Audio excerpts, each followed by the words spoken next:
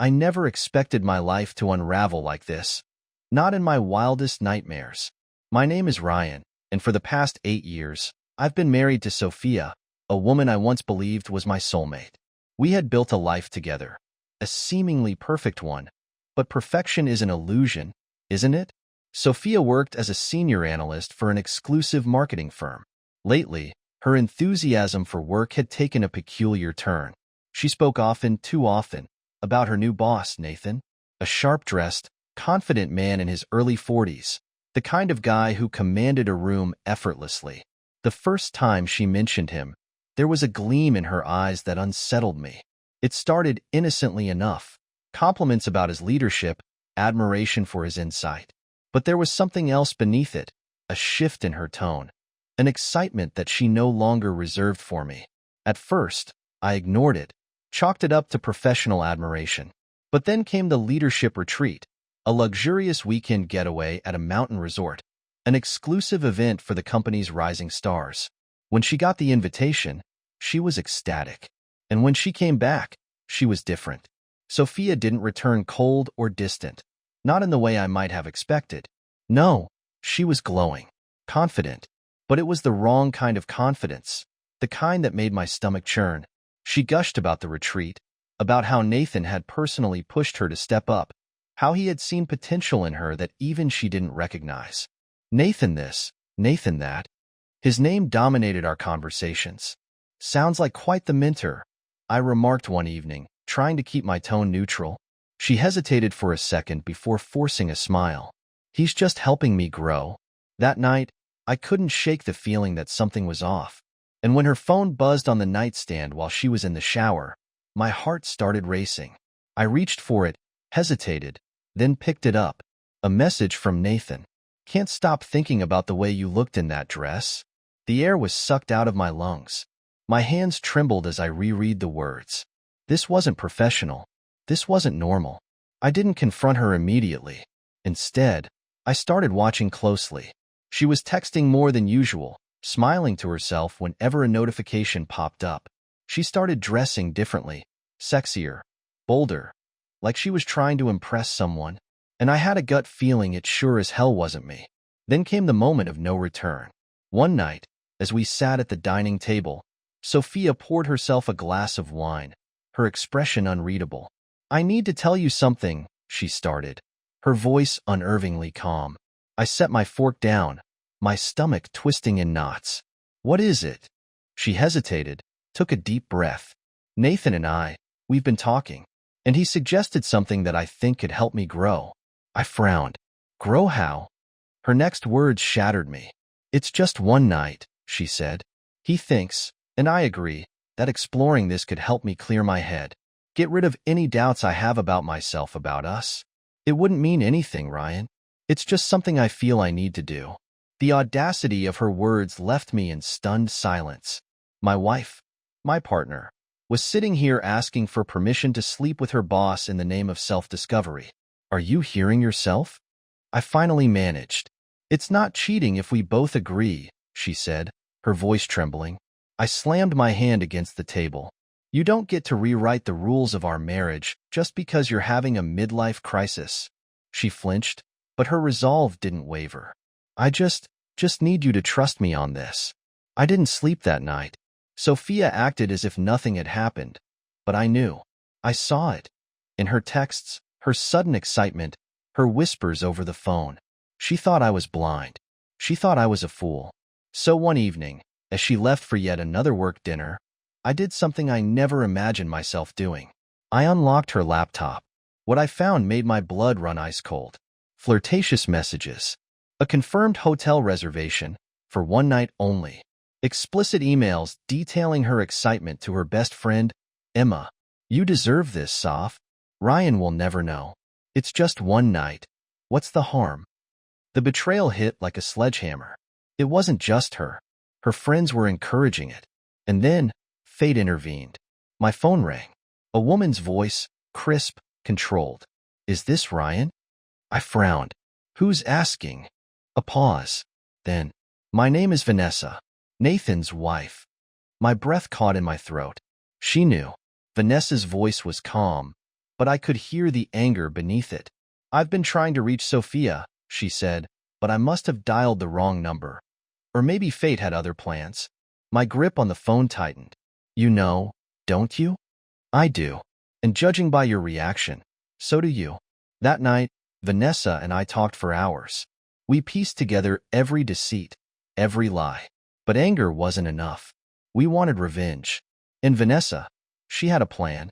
"If they think they can cheat without consequences," she said coldly, "let's show them what it feels like to be betrayed." And just like that, we became partners in destruction. Vanessa wasn't just angry. She was a force of nature. After we exchanged details, she didn't break down or wallow in self-pity. No, she plotted. "We could expose them right away," she mused over the phone. "But that's too easy. They'd spin it, blame us, paint us as insecure or controlling." She wasn't wrong. Sophia had already rewritten our marriage in her head, convincing herself that one night wasn't a betrayal. If I confronted her now, she'd turn it against me, Vanessa continued, her voice low and deliberate. "But what if we turn their game against them?" My chest tightened. "What do you have in mind?" She hesitated, then carefully, she said the one thing I never expected. "We make them feel what we feel." At first, I thought she was suggesting an affair between us. "You mean us?" I asked slowly. Vanessa let out a cold laugh. "Not exactly." She explained her plan in detail, and the more I listened, the more I realized how genius it was. We wouldn't just expose them. We would make them believe we had done the same. Sophia and Nathan thought they were in control, that they could have their little secret rendezvous and walk away unscathed. But what if we flipped the narrative? What if, just when they thought they had one, we hit them with something even worse? We wouldn't just catch them. We'd make them feel the kind of agony that eats at your soul for days. I played the perfect husband. I smiled, kissed Sophia, acted like nothing had changed. Meanwhile, Vanessa and I kept in constant contact, planning every move carefully. "They're meeting at the hotel this Friday," Vanessa confirmed. "Nathan booked the suite. I have all the details." "Good," I muttered. "Then we execute the plan." We agreed to stage everything perfectly, enough to destroy their confidence, their trust, and their pride. It wasn't enough for Sophia and Nathan to be caught. They needed to believe they had pushed us into someone else's arms. 3 nights before the affair was set to happen, I started pulling away. Not in a way that raised suspicion, just enough to make Sophia wonder. I'd come home later than usual. I'd smile at my phone as if texting someone exciting. And when she asked me what was going on, I shrugged. Nothing. The first night, she barely noticed. The second night, she started watching me more closely. And by the third night, when I came home smelling faintly of perfume that wasn't hers, I saw it. The first flicker of doubt in her eyes. Good. She wanted a taste of exploration. She was about to choke on it. On the night of their betrayal, Vanessa and I met in a quiet restaurant far from the hotel where they were staying. She looked stunning, dressed in a sleek black dress that screamed confidence. "Are you ready?" she asked as I sat across from her. I nodded. More than ready. We ordered drinks, laughing and talking as if we were 2 people on a date. We took pictures together, posed in ways that would send the wrong message, and then we made sure they would see it. We uploaded a single photo, just blurry enough to be misinterpreted. Sophia would see it first, and when she did, she would fall apart. An hour later, Sophia's first message came in. "Hey, where are you?" I ignored it. Another one followed. "Are you with someone?" Vanessa smirked across the table. "She's unraveling." I took a sip of my whiskey and waited. And then Sophia called. I let it ring. Meanwhile, Vanessa received a text from Nathan. "Where are you? Why aren't you answering?" She rolled her eyes. "Oh, now he cares." She texted back something simple. "Busy. Talk later." And just like that, we became the ghosts haunting their guilty conscience. At the hotel, Sophia's mood had shifted. She was nervous, her phone constantly in her hand. Nathan, oblivious, poured champagne and tried to seduce her, but for the first time, she wasn't fully present, because for the first time, she felt the creeping paranoia of betrayal. While they were at the hotel, I sent her one final message. A photo. It wasn't explicit, just a shot of Vanessa's hand on my arm, my watch visible. The same watch Sophia had given me for our anniversary. Sophia's reply was instant. What the F asterisk is this? Asterisk asterisk. And that's when I called her. Having fun. Sweetheart? The silence that followed was delicious. Sophia froze in the hotel room. Nathan looked over. What's wrong? She stared at her phone, her hands shaking. Ryan knows. And just like that, their fantasy shattered. Back home, Vanessa and I poured ourselves a drink. They wanted to play, she murmured. Well, they just lost. Lost. But we weren't done yet.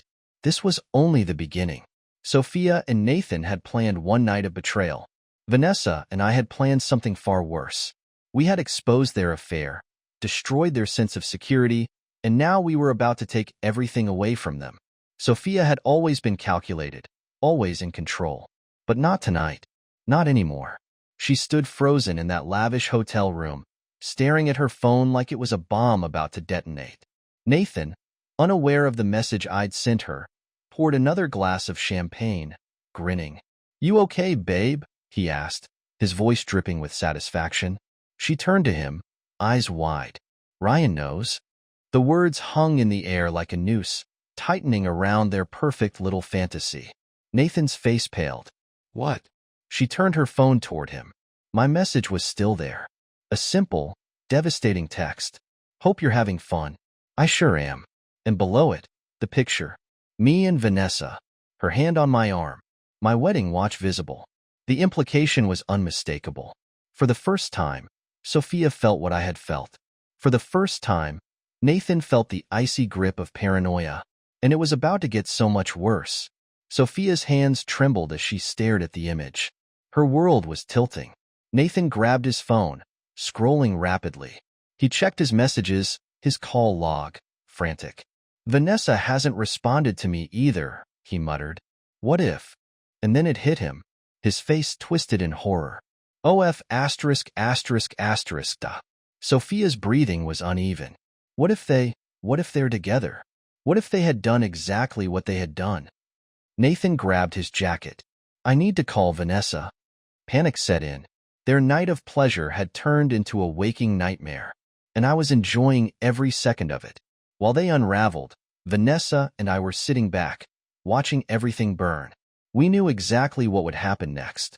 Sophia would come home a mess, pretending nothing happened, trying to gauge how much I really knew. Nathan would do the same. But we weren't about to let them wriggle out of this. We were ready. I sat in our dimly lit living room, waiting. The front door creaked open.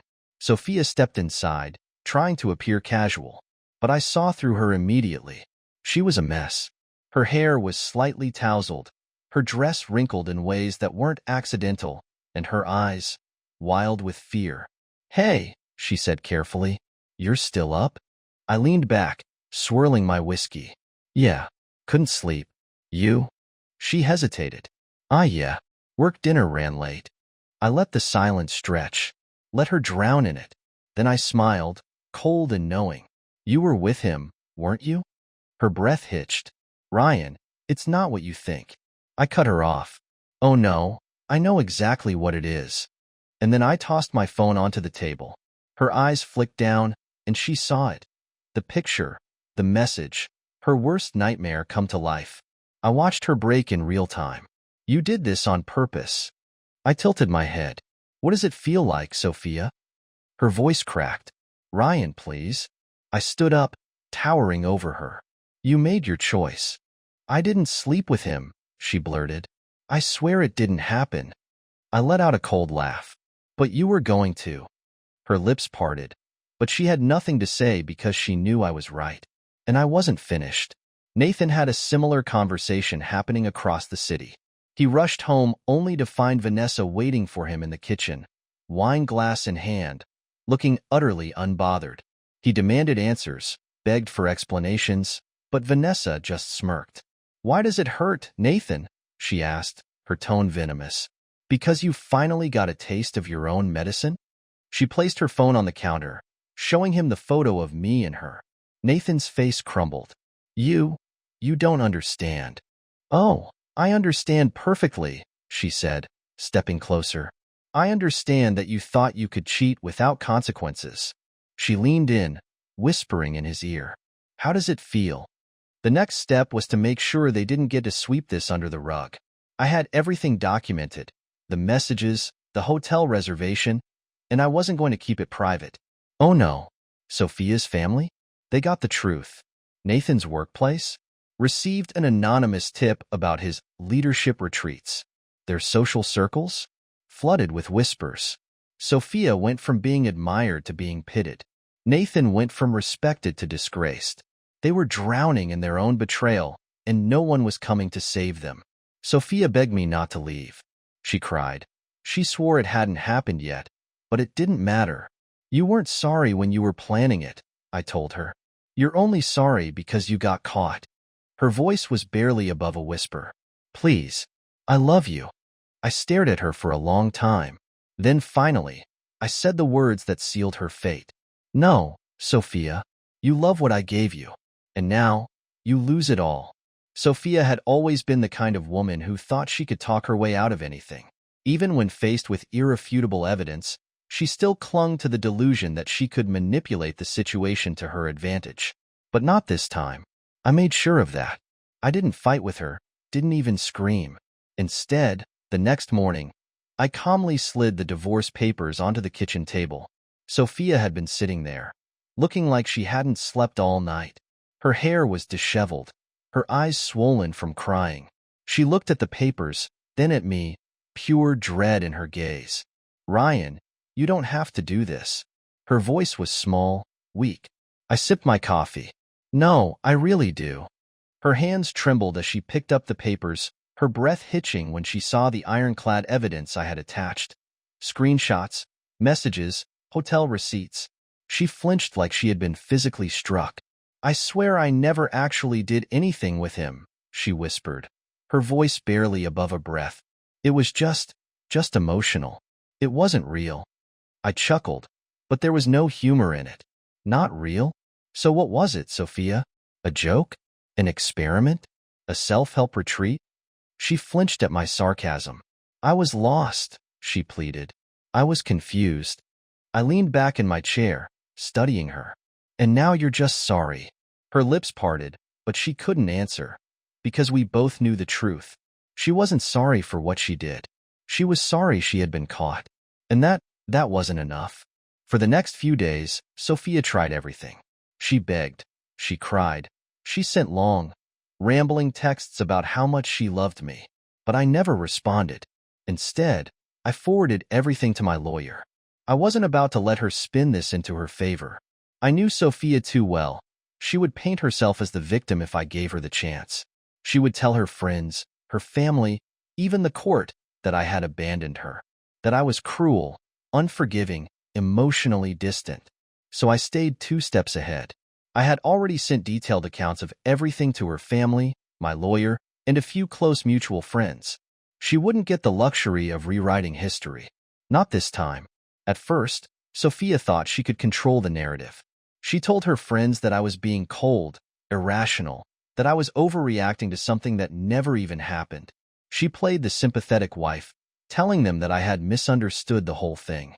But then the screenshots came out, not just to her family, but to her entire circle. Vanessa and I had made sure of it. One by one, her closest friends stopped replying to her messages. The ones who did sent cold, detached responses. Wow, Sophia, I didn't think you had it in you. So you were planning to cheat, but now you're the victim? Hilarious. Does Ryan know you're still trying to lie about this? Sophia tried to reach out to her best friend, Emma, the same woman who had encouraged her affair. But even Emma wasn't so eager to be seen with her anymore. Sophia wasn't just losing me. She was losing everyone. Meanwhile, Vanessa was taking Nathan apart, piece by piece. Nathan, being the arrogant bastard that he was, had assumed he would be untouchable. He thought Vanessa would be too heartbroken to retaliate. He thought she would just quietly accept the divorce and move on. He was wrong. Vanessa had evidence of everything: his hotel reservations with Sophia, his inappropriate work messages, his manipulation of female employees under his leadership. She compiled everything into a beautiful, devastating package and sent it directly to his company's HR department. Within a week, Nathan was placed under investigation. Within 2 weeks, he was fired. His reputation destroyed, his career ruined. He had climbed to the top by stepping on people, and now he was in free fall. And no one was there to catch him. A month later, Sophia finally hit rock bottom. She showed up at our old house, soaked in desperation. "Ryan, please," she sobbed, standing on my doorstep. "I don't have anyone anymore. Just let me in. Let's talk." I stared at her. This woman, this pathetic shell of the wife I once loved. She had chosen her path, and this was where it led her. "We don't have anything left to talk about, Sophia." Her face crumpled. "Ryan, please. I can fix this." I shook my head. "No, you can't." And then I did the one thing that broke her completely. I closed the door in her face, and I never opened it again. Months passed. The divorce was finalized. I walked away with everything. She got nothing, no spousal support, no sympathy, no second chances. Vanessa and I stayed in touch, but we never crossed the line into something more. We didn't need to. The best revenge wasn't moving on with each other. It was simply moving on without the people who betrayed us. One night, months after everything, I got a text from Sophia. "I still think about us, Ryan. Every day. I wish I could go back and undo everything. I lost the best thing I ever had. I hope one day you'll forgive me." I stared at the message for a long time. Then I deleted it. No reply. She had made her choice, and I had finally found my peace.